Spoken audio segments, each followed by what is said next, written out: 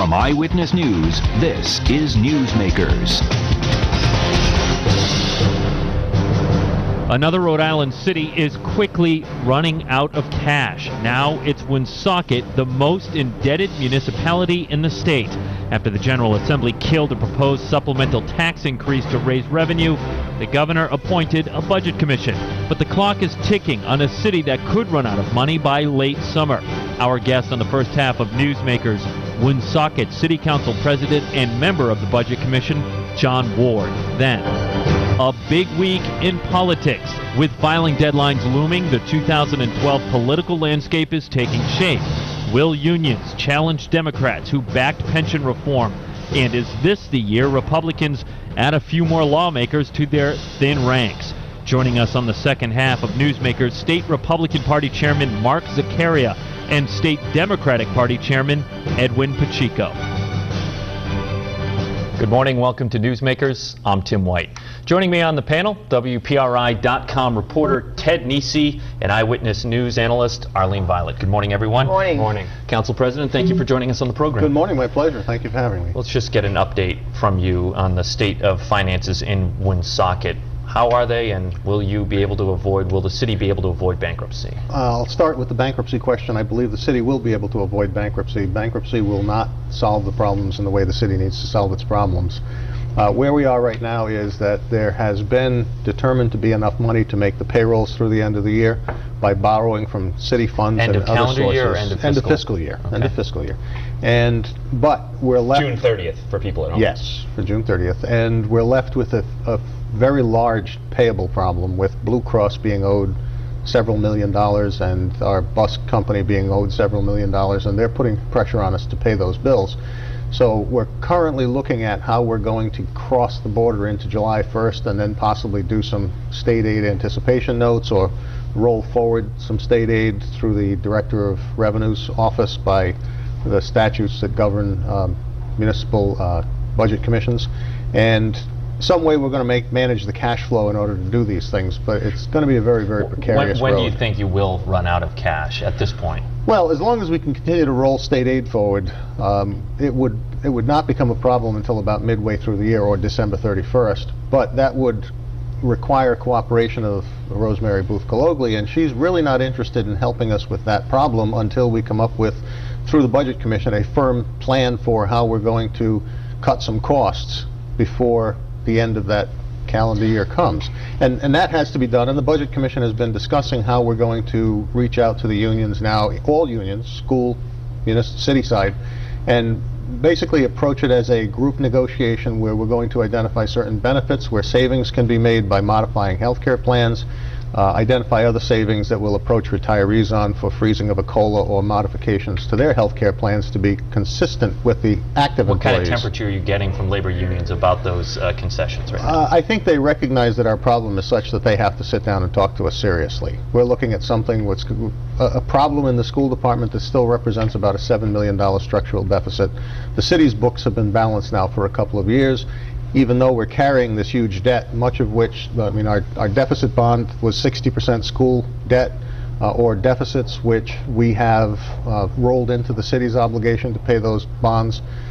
We've got the huge pension bond payment that has to come, plus an annual required contribution. So our debt structure is such that the city is on a very skeleton crew. Let me keep you on that. Reuters had a report earlier this week, and I want to quote: "Spending on retiree benefits and municipal debt are drowning Woonsocket. The city is in a death spiral. Pension, OPEB, and debt service now 20% of your 2012 budget. $1 out of every 5 in your budget goes to just retirees and bondholders. I mean, how do you fix that, and how is that a sustainable way to run a city?" Well, first you have to look at it as two different pieces. The retiree benefits are two parts: health care and pension. The pension right now is $1 million that we're funding the loss of value in the market on the investment from the bond proceeds that we have to cover for, and that's really an obligation we should have for $3 million. The OPEB liability, which is for people at home, that's other post-employment benefits, which is health care, and in Woonsocket it's principally for police and fire retirees over longer periods than it is for teachers, but the teachers are in there too for about $2 million a year. Those benefits are not necessarily inconsistent with what other communities across the state offer to their retirees. So it's not like this is an unusual. I know that, but it's not like this is an unusual burden. What the burden that kills us right now is they're counting full debt on our school bond for $74 million. Well, the fact is we're getting an 81% reimbursement, so that debt is a very big lump, but in reality, offset against the aid is not as big a burden as one would think. The other burden is this deficit bond that we have to deal with, which was $11 million, which is being paid over 5 years because that's all you can do. And that turns out to be quite a lot of money that we really can't afford. And most of that was attributable to a deficit in the school department. But people at home listening to you, swimming in numbers here, swimming in different places, pension odds here, things going there. Where, but you know, is there a way to get Woonsocket to be a normal city that doesn't spend nearly as much money, financially speaking, on debts and things like that? Well, I have argued, and I think it could be shown that because we've been able to balance the city's budget after the state aid cuts came and we've raised taxes to the cap every year and basically survived on the city side and now come to surpluses, it has consistently been the loss of state education aid that has crippled our school department, which was running lean, and the formula, something of a joke, it actually doesn't fund education proportionally right for the state. They claim this 81% formula, but when you do the mathematics on our budgets, it's really about 68.5 or 68.75% funding from the state for education. Historically, from the 90s through 2007, that percentage was a fixed around 75%, plus or minus. So that loss of that 8% has simply crippled us, and the city, you know, even our state delegation, who would not give us a supplemental tax bill because it would be too much of a burden, had the city funded that gap, we would have imposed that burden. Well, then Governor Carcieri certainly forecast for years that that formula was going to change. But I want to go to your last comment. Certainly, Lisa Baldelli Hunt proposed 8.5% increase and said stop, at least right now, the construction of the DEM mandated waste treatment plant as opposed to the 13+% tax. The governor balked at that. Did you balk at that? And why wouldn't that be considered part of a reasonable solution? Well, the 8.5% would have been something. Something would have been better than nothing. I don't know that because right now, again, we're up against a significant cash flow problem. We always knew we would have to negotiate for modifications to health benefits and some decreases in compensation, and go after the retirees for some modifications. That's been known since we've faced this problem a year ago. Were you open to her proposal? The proposal, on the supplemental, I was open to anything that would help us out with the cash problem. If it wasn't going to be 13, it's just that 13 would reset a base and we could modify the homestead exemption properly to make things work for us in a smoother fashion. The challenges were no less if we got the 13%. The 8.5 would have been a half step. As far as the sewage treatment plant goes, that is something that we've been under a DEM order since 2006 or 7, and that's been negotiated with them, and consent agreements that have been breached, and we've modified and changed, and we finally came to a conclusion, and we've got 2% financing on it. We just got a letter from DEM. Woonsocket has among the lowest in sewer rates for treatment and disposal, and this, even with this construction that's going to have to happen for the $30-some million, our rate will still be in the lower half of the sewer rates in the state. So you can claim that it's a burden we can't afford, but at the same time, we have an EPA mandate with a DEM commitment that is on its track to being done. We've already got the bids that have been evaluated and a recommendation for a contractor. This isn't, at this 11th and a half hour, it's not the time to stop the process. Because we're just going to have to pick it up and do it again in another year. I want to note that we were hoping to have on Representative John Breen and Representative Baldelli Hunt on the program. Representative Breen said he couldn't make it for a Friday morning taping, and Lisa Baldelli Hunt never returned my call. But Baldelli Hunt testified was against the 13% supplemental tax increase, something that you had supported. In some ways, what do you say to the people in your community, which is already heavily taxed? I mean, this seems odd to me. A Republican supporting a tax increase, 2 Democrats opposing it, right? And the mayor's a Republican, aren't they? And Mayor Leo Fontaine as well. You know, she's testified that even with a 13%, that the Budget Commission would have had to have moved in anyway. I don't know if that's true or not. You can weigh in. But what do you say to the people out there who already feel heavily heavily taxed, that a 13% supplemental tax increase is just something they couldn't shoulder. Okay, I'm one of those people, as are the other 6 council people and the mayor and the school committee who have found ourselves in this dilemma. 3 representatives represent people in the city of Woonsocket, but as do the council people who looked at this closely and said, this is what we need to do, including Rep. Brian's father, Al Brian, who's on the council with me, former representative. He voted for this supplemental tax bill to go before the House and Senate to be passed. The fact is, we are on par with other communities, slightly lower than them. We needed to raise this because the state was giving us no other options. And we knew we had to modify benefits and change the way we have relationships with our employees, and that was always a given, and we were prepared to do that, and I think the mayor has moved towards that. We've had huge concessions made by teachers. We've had concessions made by the non-teaching staff in the school department. We just negotiated a fire contract that saved millions of dollars with modifications to health care, modifications to longevity. There's just been ongoing negotiations, and we were about to go into the same negotiation with the police department. So the efforts have been made, and they still need to be made to make this affordable, but it was more about raising the base so that we could bring the costs and meet in the middle and find ourselves on stable ground. You use the expression "found ourselves in this dilemma" like it was a gee whiz kind of thing. Why wasn't it anticipated? Why did not the city council know about it? And what needs to structurally change in Woonsocket so it's not another gee whiz moment? The city. Because you're blaming Zaccaria and others, but obviously the handwriting was on the wall. I understand what the governor was doing, but the fact is, when he cut all of this mid-year, it put us up against collective bargaining agreements and staffing levels that are in place already for many months.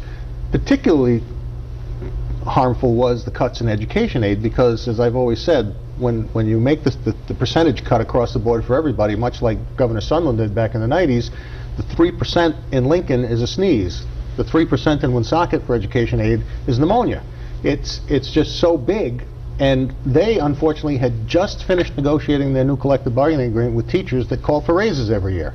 So they had no ability. Except you talked about it for 2 years before it was implemented. I mean, it sounds like the city doesn't want to take any responsibility for something that had been forecast. Maybe teachers don't get raises for 10 years in Woonsocket. Well, so far they haven't for the last 6. Because they negotiated out of that contract, and they negotiated no raises, and they now have been at the same pay level for 6 years.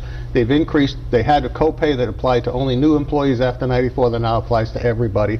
They've got a $500 deductible plan that they put in place. They've made concessions along the way, and we have virtually wiped out our staff of teacher assistants except those required by special education mandate.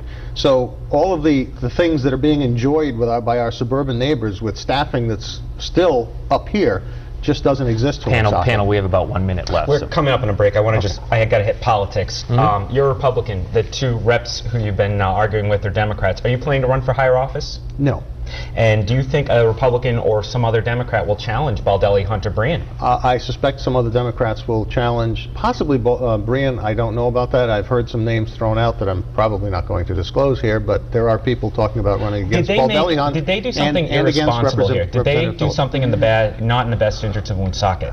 They've done something that is going to put an extraordinary amount of pressure on the city to do some very drastic things in a short term instead of giving us the opportunity to plan it better and implement it over a longer period of time. Some people have wondered if what they did was politically motivated, particularly with Representative Baldelli Hunt. You say? I say you'd have to ask Representative Baldelli Hunt that. I can't read her mind. Certainly I did. She told me that was crazy. Well, of course, but she was the one that did the poll when Mayor Fontaine was running to see if she was able to contend with him at the time and chose not to run. So I don't know what the motivation is. The argument that it's something the taxpayers can't afford and they've gotten the constituent support on this, well, I'll be frank with you, I've yet to hear the constituent who has asked me to do anything other than I've done. So I have constituent support too, it's just maybe different constituents in the same city. All right, City Council President John Ward from Woonsocket, thank you for joining us. And when we come back, the political landscape is taking shape. Chairmen from both political parties, Edwin Pacheco, Mark Zaccaria, join us. You're watching Newsmakers. Welcome back to Newsmakers. I'm Tim White. To my right, Ted Nesi and Arlene Violet. Our guest this week is State GO Party Chairman Mark Zaccaria, right to my left, and State Democratic Party Chairman Edwin Pacheco. Gentlemen, thanks for joining us on the program. Happy to be here. As I said in the open, we have sort of some key dates coming up. Mark, just kind of briefly take us through what's happening next week. Well, for those who aren't as far into it as Ed and myself, Monday, Tuesday, and Wednesday of next week, we have declarations for all of the state municipal offices, and in fact for the federal offices as well. So you will see people declaring their intentions to run for the General Assembly, the House, or the Senate, for the municipal offices, and in fact all of the federal offices. People have to get their paperwork in when? By 4 p.m. on Wednesday. On Wednesday. Okay. And they've got Monday, Tuesday, and Wednesday to do it. So once again, the state GOP announces a big push to get more Republicans in the General Assembly. We hear this every year. What are you going to do differently this time? I mean, it keeps shrinking. What we have done differently. You guys even kicked people out of your caucus, so I mean... the fact of the matter is that we have concentrated on the General Assembly candidates this year. The state party's job is to elect Republicans to the General Assembly. End of discussion. Well, there really are no other races, I mean, to speak of. We have city and town committees all across the state that take care of all the municipal races. The federal races are handled by various federal committees. There are 3 of them up there for the House, the Senate, and the presidency. We are not diluting our focus this year as we may have in years past, and what we have done is we have organized a volunteer force that you may have heard about. We have organized a vetting committee that's done a very good job. I'm going to stop you, Mark. What you just said there, I'm sorry, panel, but not diluting our focus, that to me was a direct jab at Operation Clean Slate, which was launched by former Chairman Giovanni Ciccione. He called it the Big Ten, welcoming in independents, maybe even conservative Democrats. Was that a mistake? Is that what you're saying? I think that it's hard to say whether it was a mistake or not because it was never executed, and that wasn't GO's fault. The fact of the matter is there were a number of promises that were made, not just in state but out of state. Many of them didn't come to pass. It was a terrible problem as a result of all of that stuff. Let's not drive looking in the rearview mirror. Right now what we are doing is taking the resources we know we control, the volunteer people, the people that are our core members at the state level. We are using them to recruit and to vet, and our Cheers Caucus statewide has done a very good job under the direction of Mark Smiley from Warren to identify candidates of gravity in at least 50, and I suspect a few more seats by the time we get done. Ed, you know, Rhode Islanders have elected Democrats to run the General Assembly since World War II. It's given us 11% unemployment for now 5 years. We've been in a recession. We're now giving $12 million a year to bondholders to give Kurt Schilling a video game dream. Why should we elect Democrats to run the legislature again? Well, you put it that way, Ted. I mean, you know, obviously I'd say your view is skewed on this, but, you know, from my standpoint, look, the past couple of years, I've had the fortune of going around talking with folks and saying that, look, Democrats over the past few years have taken a practical and sensible approach to try to help get this state back on track. I point to this past fall legislative session where we weren't just talking about pension reform. Democrats were able to put a plan on the ground and put it into action. And they were able to come together, both of the General Assembly, the General Treasurer, and including the Governor's Office, and I'll give him the Governor's Office credit as well, come together to make sure that that policy was put through and making sure that we can help put Rhode Island back on track. Look, it comes down to the economy and jobs. Rhode Island Democrats understand that, and you know, this past session, along with that legislative policy, was very much an effort towards making sure Rhode Island's on that track. And Ted Nesi's notes today are reporting that the unions have now sued over that so-called November legislative reform. Do you feel that that is, obviously they're right, but is it ill-advised? I mean, did your Democrats do exactly what needs to be done and in the public interest, and the unions are wrong? Well, I think long-term it was what needed to be done, and I know it was a difficult decision for many, decision for many representatives and senators to make. It's never easy when you're talking about taking something away from someone, especially when it's the public servants that go out there and do the hard work that we ask them to do each and every day, whether it be a police officer, the teacher, all the way to the state employee that's offering services, whether it be social services or through Department of Health, so whatever is it may ill-advised, the suit?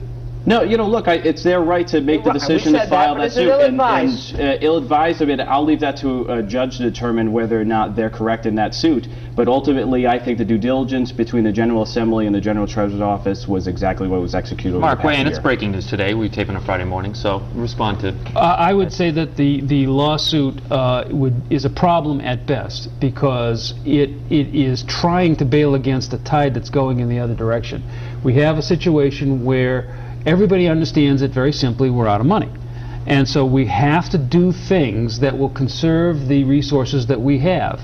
And those things are going to require all of us to tighten our belts a little bit. You just heard about that from Woonsocket. So, Ed, do you think we're going to see political fallout then? We saw Labor flex their muscle in the 2010 primaries. We're going to see that again? Well, one of the things you count on with the Democratic Party is we always have too many Democrats running for office. So, yeah, we're going to see primaries this year. Whether or not Labor is supportive of one candidate over another, you'd have to ask Labor, where they're going to be involved in this coming election season. Have you? I've reached out to Labor as every single election season and asked for their support, and I hope that we'll be able to work together throughout the election season. Mark, sometimes I'm struck by how quiet the Republican Party can be, especially in April when Frank Chacon threatened the Barrington police while Dominic Ruggiero was being arrested for DUI. I never heard Senate Minority Leader Dennis Algier call for anything. I never heard Republicans calling for Chacon to resign. Why is that? Is it sort of, you guys are always going to be in the minority, so you don't want to make too many waves? Oh, absolutely not. It's because we have a party that is focused and dedicated on running candidates that can win in the General Assembly races that are coming up this November. During that time in April, we were doing recruiting and vetting of people, and frankly, this was a police matter and thing that got plenty of attention in the press, but attention that did not move our ball forward, which is finding good candidates. I mean, it was... But isn't it about making, you've been losing since FDR was president in these assembly races. Don't you need to make the case that the people who run the assembly... We will win on the basis of a message of better public policy, rather than on whether somebody has a car accident. That happens on both sides of the aisle. Ed, he has a press release out in the last 24 hours criticizing Sheldon Whitehouse for hypocrisy on the basis that he lambasted Mr. Romney for tax deductions, but yet Mr. Whitehouse will not reveal his taxes, so we don't know what he takes advantage of in terms of tax deductions, what are his charitable contributions. Do you at least think it's a bit cheeky of Senator Whitehouse to lambaste somebody else's release of taxes and he won't do his own? Well, this is the first I've heard of it, so I haven't seen the release. But that being said, I haven't heard whether or not the senator hasn't been willing to release his tax report. So I can't speak. Should he when he criticizes somebody else's tax release? I'll say this: as far as candidates running for president of the United States, ultimately we've seen over the tenure, of as long as I've been paying attention to presidential politics, every presidential candidate, he or she has released their tax documents prior to running for the office. Yeah, U.S. Senate's a big job, though, too. Well, and as Governor Romney has. The problem is that Senator Whitehouse has immediately leapt on the Romney release and said, well, look, he's taking this loophole, he's taking that loophole.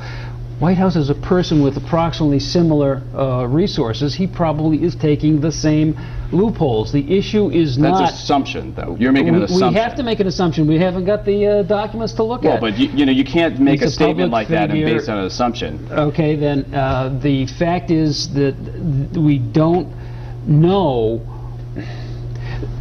You are articulating a position based on an assumption, which is unfair to characterize someone based on an assumption. We have be like me saying you don't like dogs and I don't know that fact. Two people, both Whitehouse and Romney, who have legally filed their federal tax returns. I would make the assumption that both of them are completely within the bounds of the law, and they therefore have probably taken advantage of the same I can say based on fact that Governor Mitt Romney has taken some of his personal wealth and put it in offshore accounts to avoid taxation. All right, we're going to leave this to the other Sunday shows that cover national politics. Ed, have you talked to Lincoln Chafee about joining the Democratic Party in 2014? Would you welcome him? I would suggest that if the governor is contemplating running for the governorship in 2014 as a Democrat, in my personal opinion, he is not the Democratic governor until he were able to secure, if he were able to secure the Democratic nomination. Mark, an 11th hour in addition, or could be an 11th hour addition to the race in the 1st Congressional District. Is Brendan Doherty going to face the primary?